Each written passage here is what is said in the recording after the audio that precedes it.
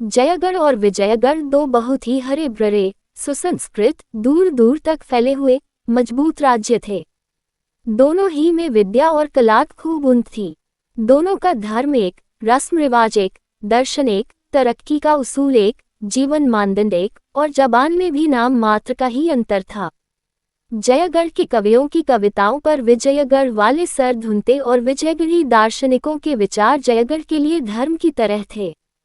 जयगढ़ी सुंदरियों से विजयगढ़ के घर बार रोशन होते थे और विजयगढ़ की देवियां जयगढ़ में पूजती थीं। तब भी दोनों राज्यों में ठनी ही नहीं रहती थी, बल्कि आपसी फूट और ईर्ष्या द्वेष का बाजार बुरी तरह गर्म रहता और दोनों ही हमेशा एक दूसरे के खिलाफ खंजर उठाए थे। जयगढ़ में अगर कोई देश को सुधार किया जाता तो विजयगढ़ में शोर मच जाता कि हमारी जिंदगी खतरे में है। इसी तरह तो विजयगढ़ में कोई व्यापारिक उन्नति दिखाई देती तो जयगढ़ में शोर मच जाता था। जयगढ़ अगर रेलवे की कोई नई शाख निकालता तो विजयगढ़ उसे अपने लिए काला सांप समझता, और विजयगढ़ में कोई नया जहाज तैयार होता तो जयगढ़ को वह खून पीने वाला घड़ियाल नजर आता था। अगर यह बदगुमान या अनपढ़ या साधारण लोगों में पैदा होती तो एक बात थी। मजे की बात यह थी कि यह राग द्वेष, विद्या और जागृति, वैभव और प्रताप की धरती में पैदा होता था। अशिक्षा और जड़ता की जमीन उनके लिए ठीक न थी। खास सोच विचार और नियम व्यवस्था के उपजाऊ क्षेत्र में तो इस बीज का बढ़ना कल्पना की शक्ति को भी मात कर देता था। नन्हा सा बीज पलक मारते भर में ऊंचा पूरा दख्त हो जाता था। कूचे और बाजारों में रोने पीटने की सदाएं गूंजने लगती। देश की समस्याओं में एक भूचाल सा आता। अखबारों के दिल जलाने वाले शब्द राज्य में हलचल मचा देते। कहीं से आवाज आ जाती, जयगढ़, प्यारे जयगढ़, पवित्र के लिए ये कठिन परीक्षा का अवसर है। दुश्मन ने जो शिक्षा की व्यवस्था तैयार की है वह हमारे लिए मृत्यु का संदेश है। अब जरूरत और बहुत सख्त जरूरत है कि हम हिम्मत बांधें और साबित कर दें कि जयगढ़, अमर जयगढ़ इन हमलों से अपनी प्राण रक्षा कर सकता है, नहीं उनका मुंह तोड़ जवाब दे सकता है। अगर हम इस वक्त न जागरे तो जयगढ़, प्यारा जयगढ़, हस्ती के पर्दे से हमेशा के लिए मिट जाएगा और इतिहास भी उसे भुला देगा। दूसरी तरफ से आवाज आती, विजयगढ़ के बेखबर सोने वालों, हमारे मेहरबान पड़ोसियों ने अपने अखबारों की जबान बंद करने के लिए जो नए कायदे लागू किए हैं उन पर नाराजगी का इजहार करना हमारा फर्ज है।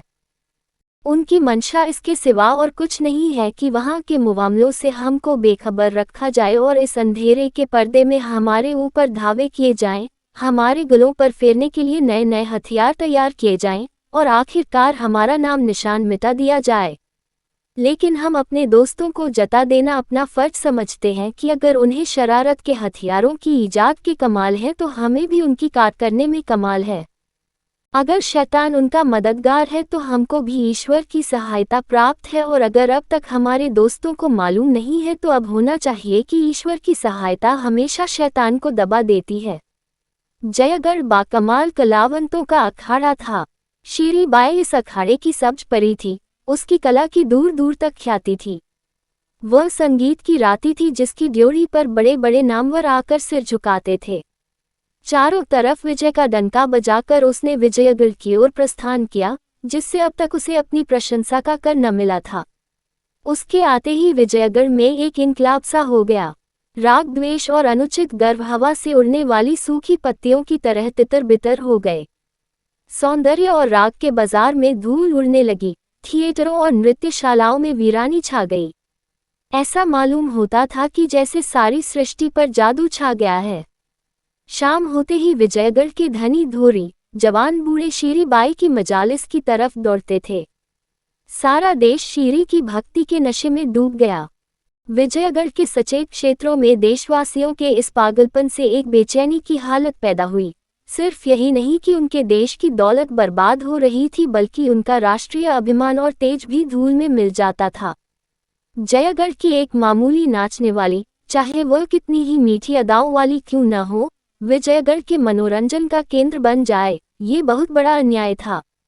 आपस में मशवरे हुए और देश के पुरोहितों की तरफ से देश के मंत्रियों की सेवा में इस खास उद्देश्य से एक शिष्टमंडल उपस्थित हुआ। विजयगढ़ के आमोद प्रमोद के कर्ताओं की ओर से भी आवेदन पत्र पेश होने लगे।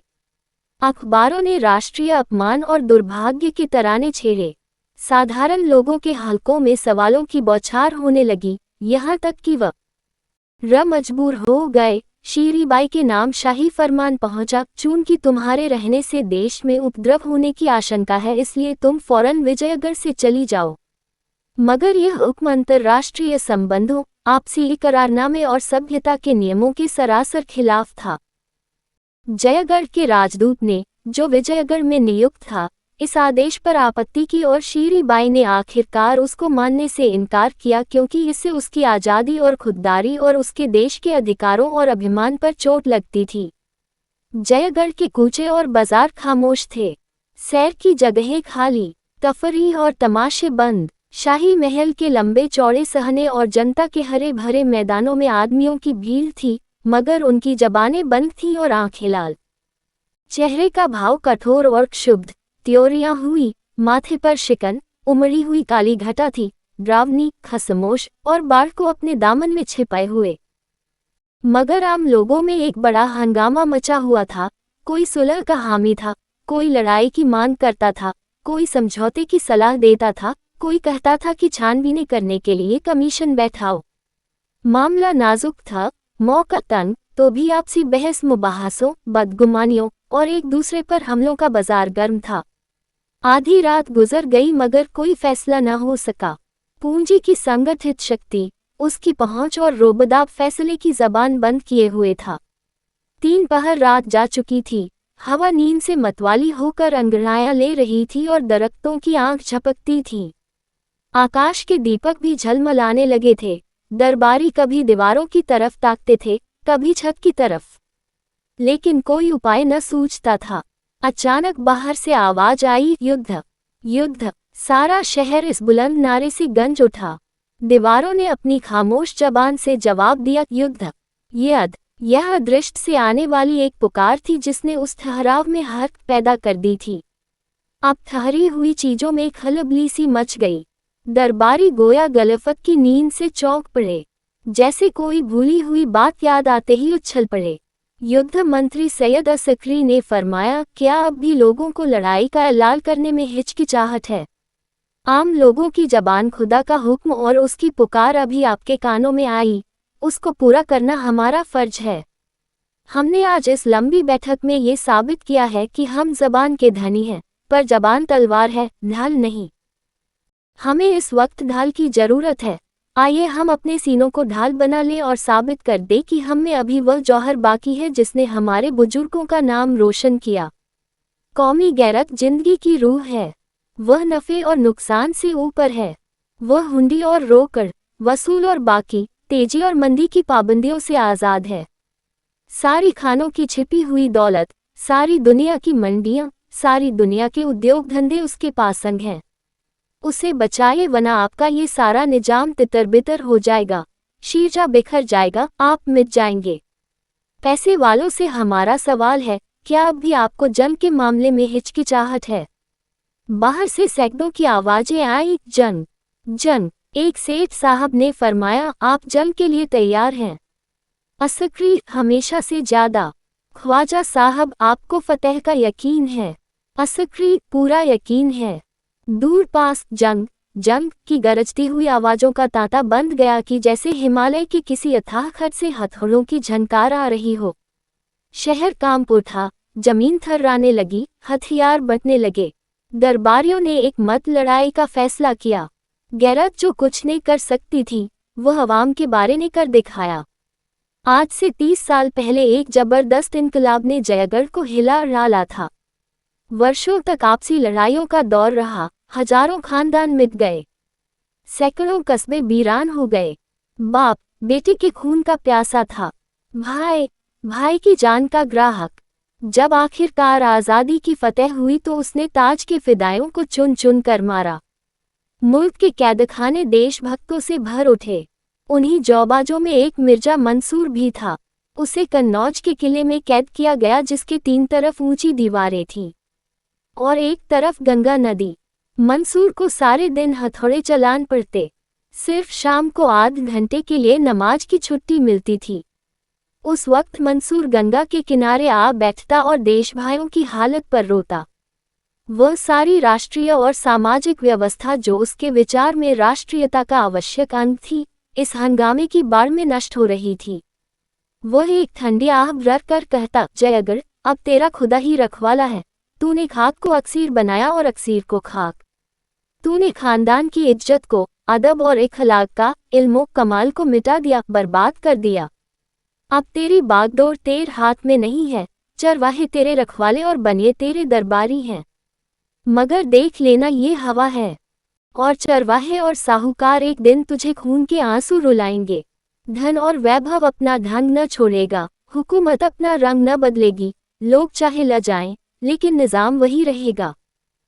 ये तेरे नए शुभ चिंतक जो इस वक्त विनय और सत्य और न्याय की मूर्तियां बने हुए हैं, एक दिन वैभव के नशे में मतवाले होंगे। उनकी शक्तियां ताज की शक्तियों से कहीं ज्यादा सख्त होंगी और उनके जुर्म कहीं इससे ज्यादा तेज। इन्हीं ख्यालों में डूबे हुए मंसूर को अपने वतन की याद आ जाती। घर का नक्शा आंखों के सामने खींच जाता। मासूम बच्चे असकरी की प्यारी प्यारी सूरत आंखों में फिर जाती, जिसे तकदीर ने मां के लाड़ प्यार से वंचित कर दिया था। तब मंसूर एक ठंडी आंख खींचकर खड़ा होता और अपने बेटे से मिलने की पागल इच्छा में उसका जी चाहता कि गंगा में कूदकर पार निकल जाऊं। धीरे धीरे इस इच्छा ने इरादे की सूरत अख्तियार की। गंगा उमड़ी हुई थी, और छोर का कहीं पता न था। तेज और गरजती हुई लहरें दौड़ते हुए पहाड़ों के समान थीं। पार देखकर सना में चक्कर सा आ जाता था। मंसूर ने सोचा, नहीं उतरने दूं। लेकिन नदी उतरने के बदले भयानक रोग की तरह बढ़ती जाती थी, यहाँ तक कि मंसूर को फिर धीरज न रहा। एक दिन वह रात को उठा और उस पुरशोर लहरों से भरे हुए अंधेरे में कुछ पड़ा। मंसूर सारी रात लहरों के साथ लड़ता भिड़ता रहा, जैसे कोई नन्ही सी चिड़िया तूफान में थपेड़े खा रही हो। कभी उनकी गोद में छिपा हुआ, कभी एक रेले में 10 कदम आगे, कभी एक धक्के में 10 कदम पीछे। जिंदगी की लिखावट की जिंदा मिसाल।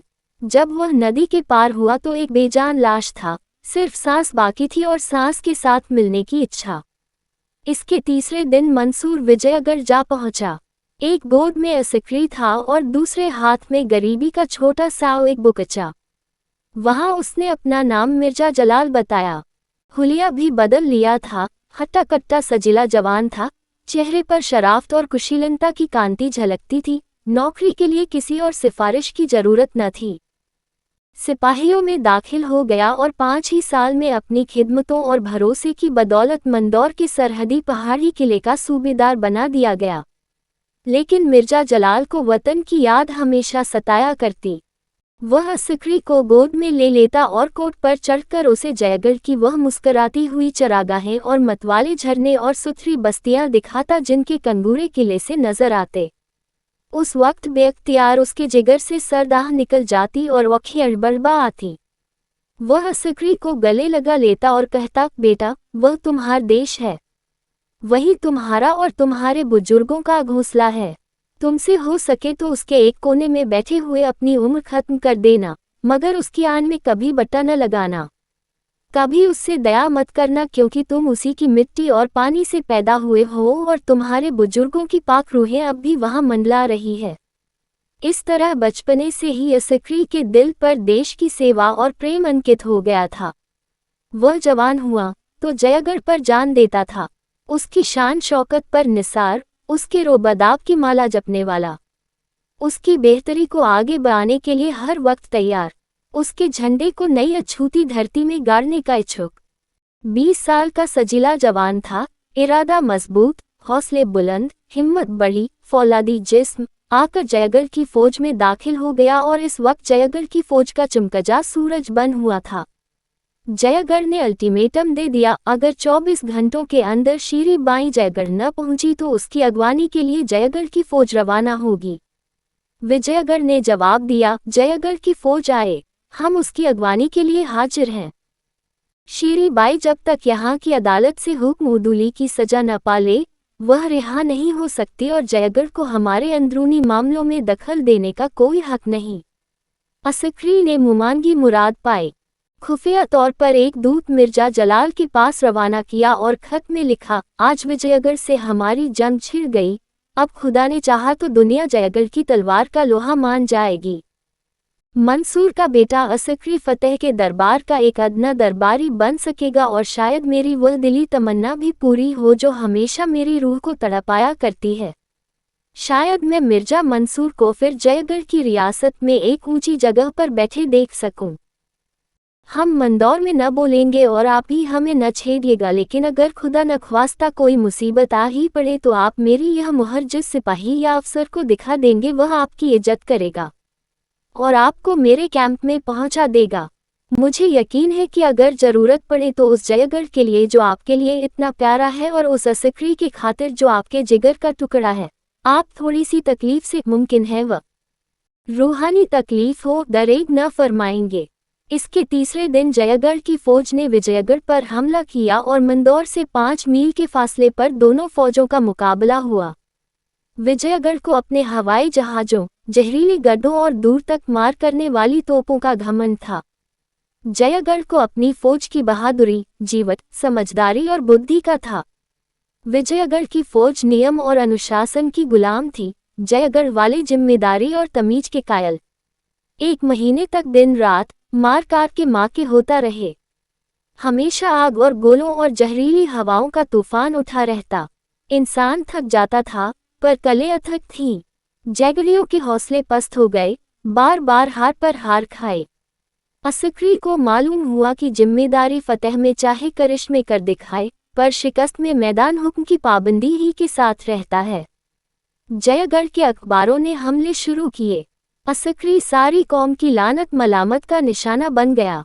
वही असकरी जिस पर जयगढ़ फिदा होता था सबकी नजरों का कांटा हो गया। अनाथ बच्चों के आंसू, विधवाओं की आहें, घायलों की चीख पुकार, व्यापारियों की तबाही, राष्ट्र का अपमान, इन सब का कारण वही एक व्यक्ति असकरी था। कौम की अगुवाई सोने की राज सिंहासन भले ही हो पर फूलों की मेज वह हरगिज नहीं। जब जयगढ़ की जान बचने की इसके सिवा और कोई सूरत न थी कि किसी तरह विरोधी सेना का संबंध मंदौर के किले से काट दिया जाए, जो लड़ाई और रसद के सामान और यातायात के साधनों का केंद्र था। लड़ाई कठिन थी, बहुत खतरनाक, सफलता की आशा बहुत कम, असफलता की आशंका जी पर भारी। कामयाबी अगर सूखे धान का पानी थी तो नाकामी उसकी आग, मगर छुटकारे की और कोई दूसरी तस्वीर न थी। असकरी ने मिर्जा जलाल को लिखा, प्यारे अब्बाजान, अपने पिछले खत में मैंने जिस जरूरत का इशारा किया था, बदकिस्मती से वह जरूरत आ पड़ी। आपका प्यारा जयगढ़ भेदियों के पंजे में फंसा हुआ है और आपका प्यारा असकरी ना उम्मीदों के भावर में, दोनों आपकी तरफ आस लगाए ताक रहे हैं। आज हमारी आखिरी कोशिश, हम मुखालिफ फौज को मंदौर के किले से अलग करना चाहते हैं। आधी रात के बाद यह माका शुरू होगा। आपसे सिर्फ इतनी दरख्वास्त है कि अगर हम सर हथेली पर लेकर किले के सामने तक पहुंच सके, तो हमें लोहे के दरवाजे से सर टकराकर वापस न होना पड़े, वरना आप अपनी कौम की इज्जत और अपने बेटे की लाश को उसी जगह पर तड़पते देखेंगे और जयगढ़ आपको कभी मुआफ न करेगा। उससे कितनी ही तकलीफ क्यों न पहुंची हो, मगर आप उसके हाथों से सुबुकदोश नहीं हो सकते। शाम हो चुकी थी, मैदाने जंग ऐसा नजर आता था कि जैसे जंगल जल गया हो। विजयगढ़ी फौज एक खूरेज माके के बाद खंदकों में आ रही थी। घायल मंदौर के किले के अस्पताल में पहुंचाए जा रहे थे, तोपें थका कर चुप हो गई थीं और बंदूकें जरा दम ले रही थीं। उसी वक्त जयगढ़ी फौज का एक अफसर विजयगढ़ी वर्दी पहने हुए असकरी के खेमे से निकला। थकी हुई तोपें, सर झुकाए हवाई जहाज, घोड़ों की लाशें, औंधी पड़ी हुई हवा गाड़ियां और सजीव मगर टूटे फूटे किले उसके लिए पर्दे का काम करने लगे। उनकी आड़ में छिपता हुआ वह विजयगढ़ी घायलों की कतार में जा पहुंचा और चुपचाप जमीन पर लेट गया। आधी रात गुजर चुकी थी। मंदौर या किलेदार मिर्जा जलाल किले की दीवार पर बैठा हुआ मैदाने जंग का तमाशा देख रहा था और सोचता था कि असकरी को मुझे ऐसा खत लिखने की हिम्मत क्यों कर हुई। उसे समझना चाहिए था कि जिस शख्स ने अपने उसूलों पर अपनी जिंदगी न्यौछावर कर दी, देश से निकाला गया और गुलामी का तौक गर्दन में डाला, वह अब अपनी जिंदगी के आखिरी दौर में ऐसा कोई काम न करेगा जिससे उसको बट्टा लगे, अपने उसूलों को न तोड़ेगा, खुदा के दरबार में वतन और वतन वाले और बेटा एक भी साथ न देगा। अपने बुरे भले की सजा या इनाम आप ही भुगतना पड़ेगा। हिसाब के रोज उसे कोई न बचा सकेगा। तौबा, जैगेयों से फिर वही बेवकूफ़ी हुई। खामखाह गोलेबारी से दुश्मनों को खबर देने की क्या ज़रूरत थी। अब इधर से भी जवाब दिया जाएगा और हज़ारों जाने जाया होंगी। रात के अचानक हमले के माने तो यह है कि दुश्मन सर पर आ जाए और कान खबर न हो, चौतरफा खलबली पड़ जाए। माना कि मौजूदा हालत में अपनी हरकतों को पोशीदा रखना शायद मुश्किल है। इसका इलाज अंधेरे के खंदक से करना चाहिए था, मगर आज शायद उनकी गोलीबारी मामूल से ज्यादा तेज है। विजयगढ़ की कतारों और तमाम मोर्चेबंदियों को चीरकर बज़ाहिर उनका यहाँ तक आना तो मुहाल मालूम होता था, लेकिन अगर मान लो आ ही जाए तो मुझे क्या करना चाहिए? इस मामले को तय क्यों न कर लूं? खूब, इसमें तय करने की बात ही क्या है? मेरा रास्ता साफ है। मैं विजयगढ़ का नमक खाता हूँ। मैं जब बेघर-बार, परेशान और अपने देश से निकला हुआ था तो विजयगढ़ मुझे अपने दामन में पनाह दी और मेरी खिदमतों का मुनासिब लिहाज किया। उसकी बदौलत 30 साल तक मेरी जिंदगी नेकनामी और इज्जत से गुजरी। उसके दगा करना हद दर्जे की नमक हरामी है। ऐसा गुनाह जिसकी कोई सज़ा नहीं। वह ऊपर शोर हो रहा है, हवाई जहाज होंगे, वह गोला गिरा, मगर खैरियत हुई, नीचे कोई नहीं था। मगर क्या दगा हर एक हालत में गुनाह है? ऐसी हालतें भी तो हैं जब दगा वफा से भी ज़्यादा अच्छी हो जाती है। अपने दुश्मन से दगा करना क्या गुनाह है? अपनी कौम के दुश्मन से दगा करना क्या गुनाह है? कितने ही काम जो जाती हैसियत से ऐसे होते हैं कि उन्हें माफ़ नहीं किया जा सकता, कौमी हैसियत से नेक काम हो जाते हैं। वही बेगुनाह का खून जो जाती हैसियत से सख्त सज़ा के काबिल है, मजहबी हैसियत से शहादत का दर्जा पाता है और कौमी हैसियत से देश प्रेम का। कितनी बेरहमियाँ और जुल्म, कितनी दगाएं और चालबाजियाँ कौमी और मजहबी नुक्ते निगाह से सिर्फ ठीक ही नहीं, फर्जों में दाखिल हो जाती है। हाल की यूरोप की बड़ी लड़ाई में इसकी कितनी ही मिसालें मिल सकती हैं। दुनिया का इतिहास ऐसी दगाओं से भरा पड़ा है। इस नए दौर में भले और बुरे का जाती एहसास कौमी मसलहत के सामने कोई हकीकत नहीं रखता। कौमियत ने ज़ात को मिटा दिया है। मुमकिन है यही खुदा की मंशा हो और उसके दरबार में भी हमारे कारनामे कौम की कसौटी ही पर परखे जाएं। यह मसला इतना आसान नहीं है जितना मैं समझता था। फिर आसमान में शोर हुआ इतना, मगर शायद यह इधर की के हवाई जहाज़ हैं। जयगढ़ वाले बड़े दमखम से लड़ रहे हैं, इधर वाले दबते नजर आते हैं। आज यकीनन मैदान उन्हीं के हाथ में रहेगा। जान पर खेले हुए हैं। जैगरी वीरों की बहादुरी मायूसी ही में खूब खुलती है। उनकी हार जीत से भी ज़्यादा शानदार होती है। बेशक असक्री दो पेंच का उस्ताद है, किस खूबसूरती से अपनी फौज का रुख किले के दरवाजे की तरफ फेर दिया। मगर सख्त गलती कर रहे हैं, अपने हाथों अपनी कब्र खोद रहे हैं। सामने का मैदान दुश्मन के लिए खाली किए देते हैं। वह चाहे तो बिना रोक टोक आगे बढ़ सकता है और सुबह तक किए देते हैं। वह चाहे तो बिना रोक टोक आगे बढ़ सकता है और सुबह तक जयगढ़ की सरजमीन में दाखिल हो सकता है। जैगेयों के लिए वापसी या तो गैरमुमकिन है या निहायत खतरनाक। किले का दरवाज़ा बहुत मजबूत है। दीवारों की संधियों से उन पर बेशुमार बंदूकों के निशाने पड़ेंगे। उनका इस आग में 1 घंटा भी ठहरना मुमकिन नहीं है। क्या इतने देशवासियों की जानें सिर्फ एक उसूल पर, सिर्फ हिसाब के दिन के अड़ पर, सिर्फ अपने इखलाकी एहसास पर कुर्बान कर दूं? और महज जाने ही क्यों? इस फौज की तबाही जयगढ़ की तबाही है। कल जयगढ़ की पाक सरजमीन दुश्मन की जीत के नक्कारों से गूंज उठेगी। मेरी माएँ, बहनें और बेटियां हया को जलाकर खाक कर देने वाली हरकतों का शिकार होंगी। सारे मुल्क में कत्ल और तबाही के हंगामे बरपा होंगे। पुरानी अदावत और झगड़ों के शोले भड़केंगे। कब्रिस्तान में सोई हुई रूहें दुश्मन के कदमों से पामाल होंगी।